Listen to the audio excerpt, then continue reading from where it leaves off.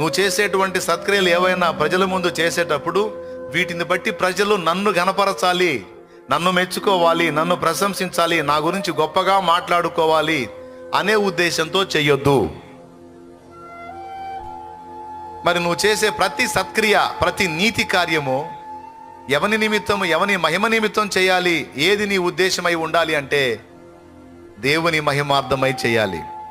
నేను ఈ మంచి పని చేస్తే దీన్ని బట్టి వారు దేవుణ్ణి మహింపరుస్తారు. నేను ఈ దీనుడికి సహాయం చేస్తే దీన్ని బట్టి వారు దేవుణ్ణి మహింపరుస్తారు.